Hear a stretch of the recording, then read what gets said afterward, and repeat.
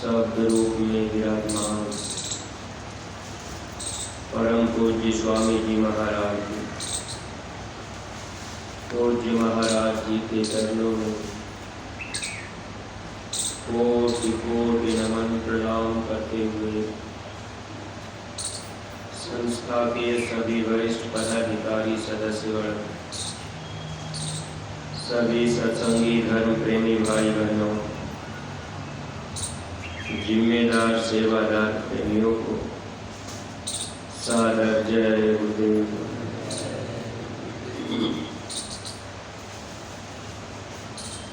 परमार्थी प्रेमी भाई बहनों, जब जब इस धरती पर महापुरुष आए, महापुरुष हम जीवों की भलाई करना चाहते, लेकिन समय पर लोगों ने महात्माओं को बुरा भला भी कहा और जो भी महापुरुष जीव हित के लिए आए, लोग उनको बराबर परेशान करने का काम किए,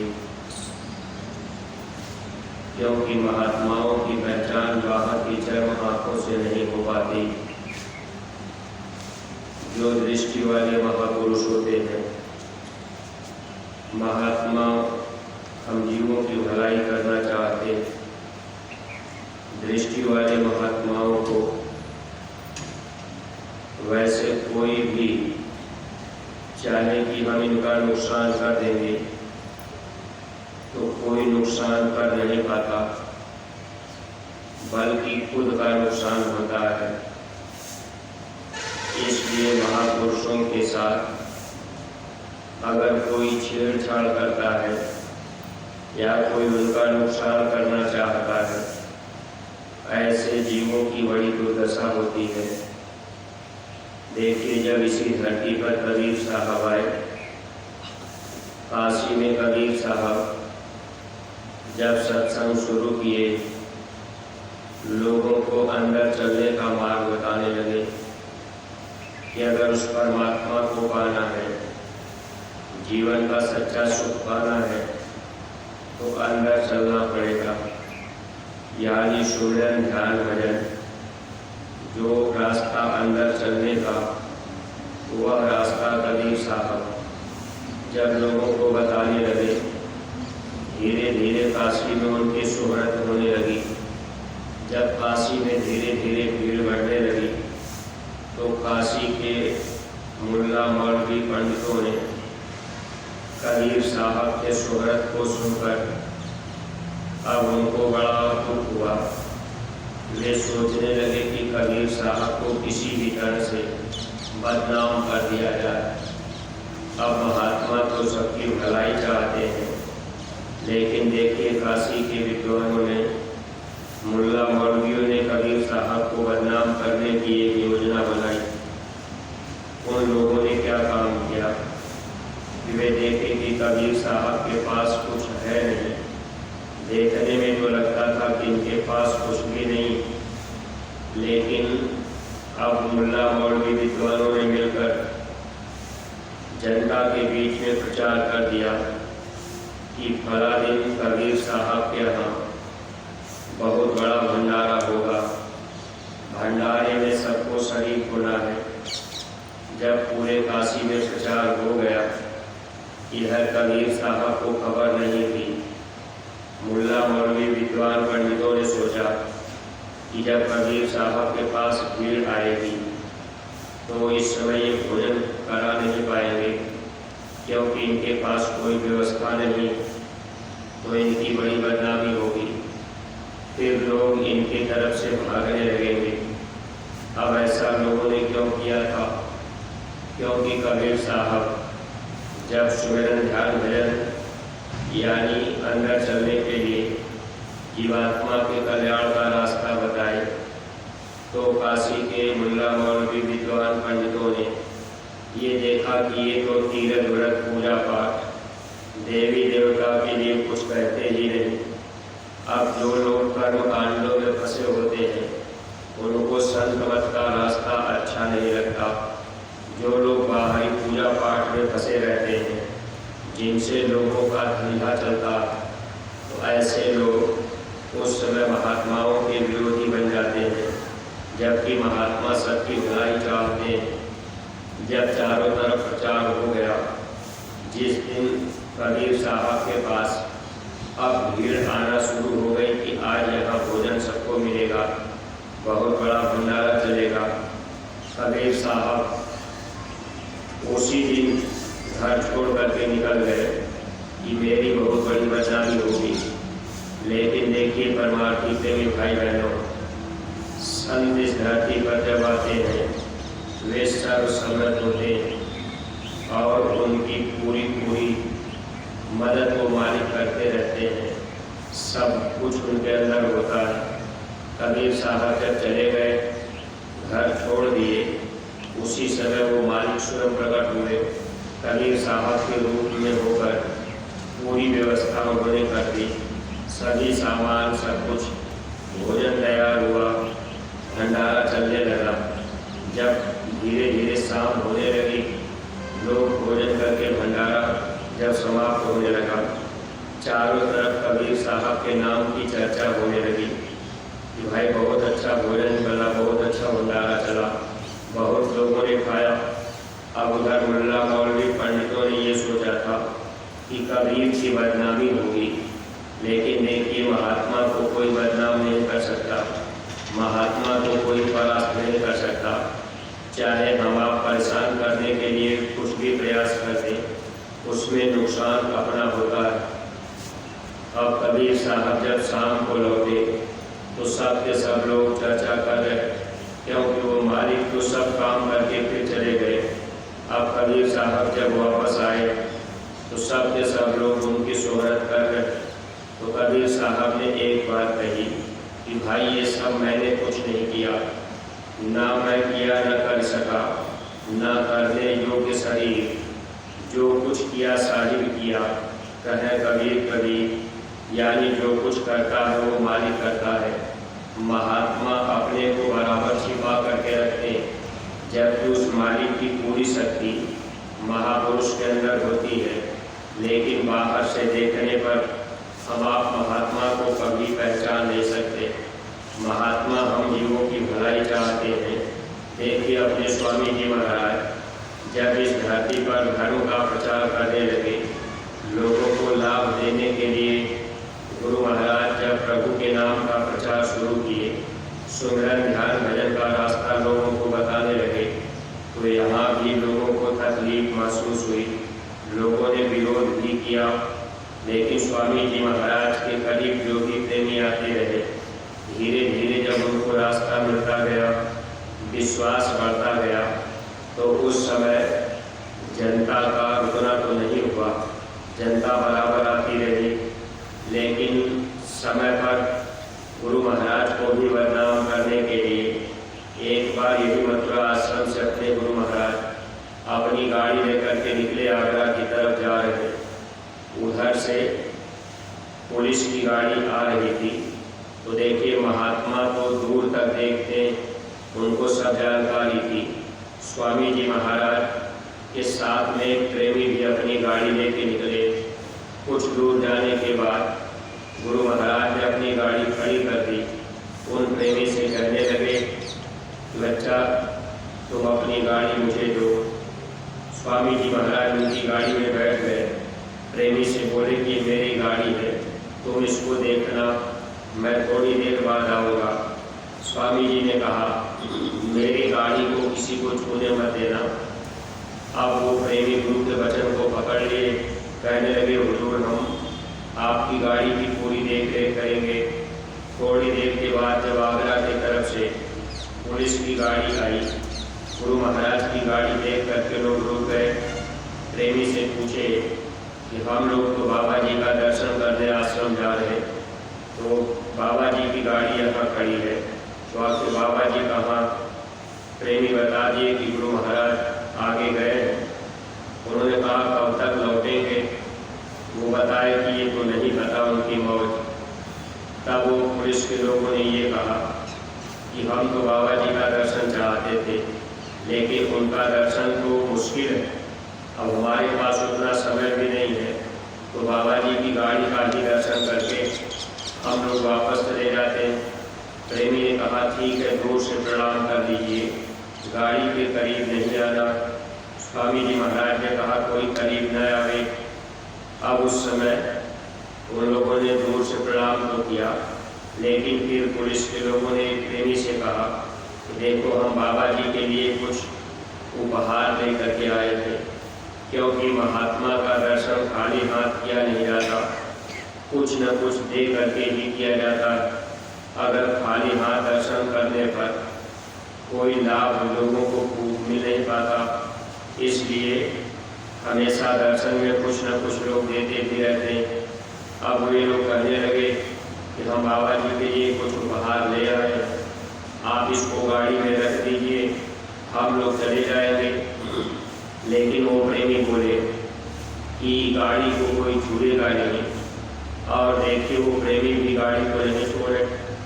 पुलिस के लोगों ने कहा, तुम अपने हाथ से डिब्बी खोल दो, गाड़ी में हम रख देते हैं, या तुम ही रख दो। अब वो डिब्बे में जो कुछ उन्होंने रखा था, वो प्रेमी बहुत कोशिश करने के बाद भी गाड़ी की डिग्गी नहीं खोले।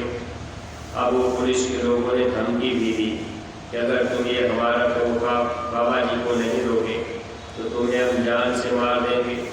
प्रेमी ने कहा, गुरु महाराज का ये आदेश है कि मेरी गाड़ी को कोई छूने ना पावे, तो चाहे आप भले मुझे गोली मार दीजिए, लेकिन मैं गाड़ी को छूने नहीं दूँगा, आपका सामान मैं नहीं रख सकता।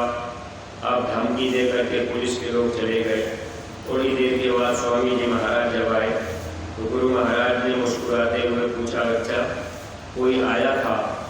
तब वो सारी घटना बता दिए कि हुजूर पुलिस के लोग आए थे आपका दर्शन करने। स्वामी जी ने कहा, क्या कर रहे थे?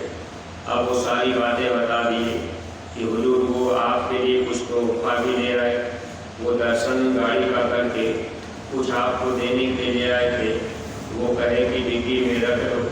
स्वामी जी महाराज एकदम झटके में बोले, अरे कहीं रख तो नहीं दिया? वो बोले, हुजूर मैंने रखा नहीं।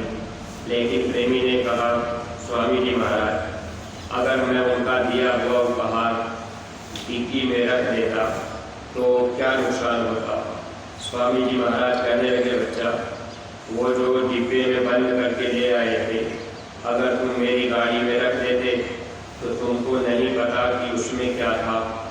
स्वामी जी बताए कि उसमें शराब की बोतलें थी।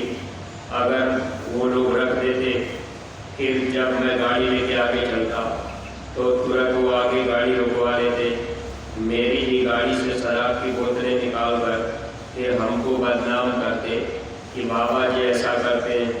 स्वामी जी महाराज ने कहा कि जब जब महापुरुष आए, लोगों ने महात्माओं को बदनाम करने का प्रयास किया, लेकिन महात्मा दूरदृष्टि वाले, वो भूत भविष्य वर्तमान सब जानते।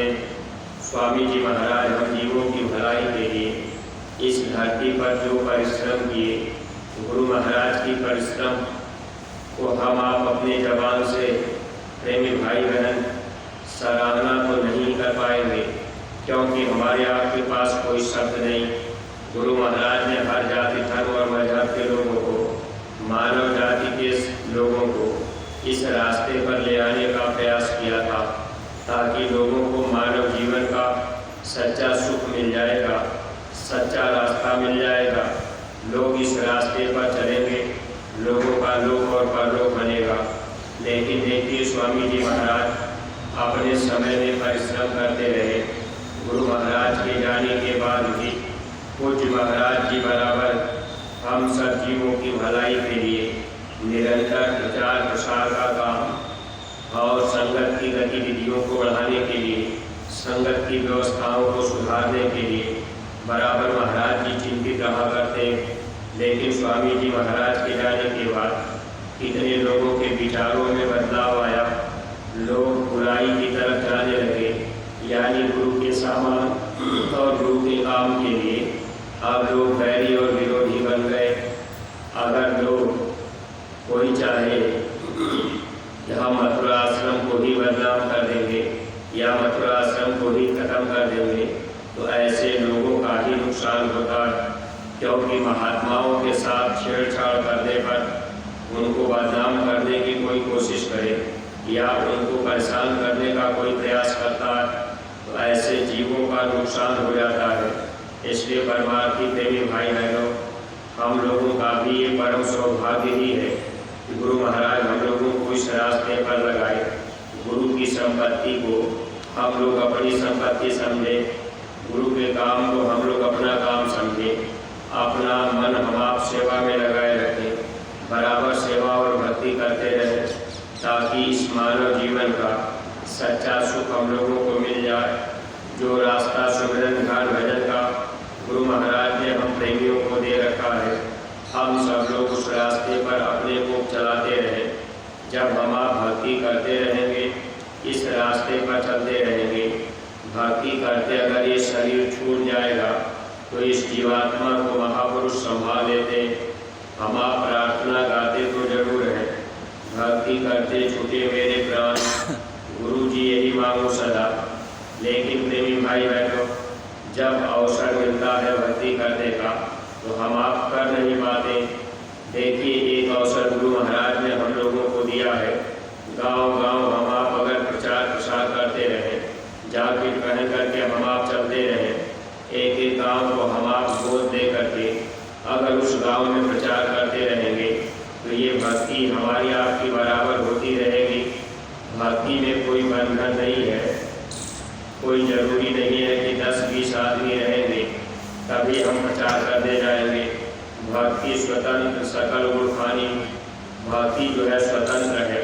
अब सभी गुणों की खान अगर हम आप भक्ति करेंगे तो हमें आपको सच्चा सुख मिल जाएगा, उसमें कोई बंधन महात्माओं ने नहीं रखा। इसलिए सत्संगी प्रेमी भाई बहनों, हमारी आपकी ये जिम्मेदारी है कि एक एक गांव को हम आप गोद दे दें और गुरु महाराज की वचनवाणियों को जनता के बीच तक पहुंचाने का काम करते रहें। ये हमारी आपकी भक्ति होगी।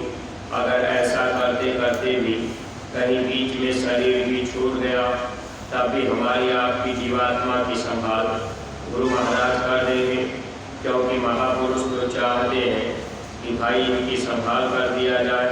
अब ऐसी महामारी बीमारी में कितने सत्संगी प्रेमी चुपचाप अपने घरों में बैठ गए, जबकि इस समय लिखाई का आदेश दिया गया कि अगर गुरु महाराज की वचनवाणियाँ गांव-गांव में जगह जगह दीवारों पर, कहीं रोड के किनारे दीवारों पर गुरु महाराज की वाणियों को अगर लिख दिया जाएगा तो काफ़ी समय तक चलते फिरते लोग भी अब उसको देखते रहेंगे, पढ़ते रहेंगे, कुछ न कुछ बातें असर करेंगी, क्योंकि महात्मा की कोई न कोई बात किसी न किसी को लग ही जाती है। अगर गुरु महाराज की बातों को हम आप जगह जगह लिख दें और मथुरा आश्रम का पता भी नीचे डाल दें, क्योंकि गुरु महाराज के जाने के बाद बहुत से बाबा जय गुरुदेव बन गए। लोगों के मन में भ्रम भी हो सकता है कि भाई अब हम कहाँ जाए, इसलिए जय गुरुदेव आश्रम मथुरा का पता सब प्रेमी भाई बहनों को जरूर लिखना चाहिए। और वाणियों को भी आप जब लिख देंगे, इससे जनता को बहुत बड़ा लाभ मिलेगा। ये परमार्थ का धर्म का काम होगा।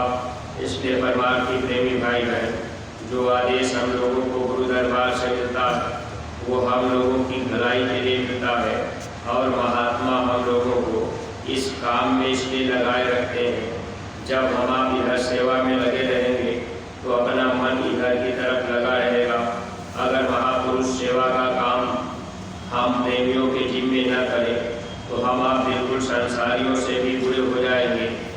क्योंकि संसार में जब तक हम आप रहे तब तक तो ठीक रहा, लेकिन संसार से जब परमात्मा में आ गए तब काल भगवान की निगाह हम सत्संगियों के ऊपर रहती है। ये जीव तो अब यहाँ से निकलने की तैयारी करता है। इसीलिए सत्संगी अगर ज्ञान पाने के बाद, नाम दान पाने के बाद अगर गलती करते हैं तो काल उनकी ज़बरदस्त पिटाई करता है।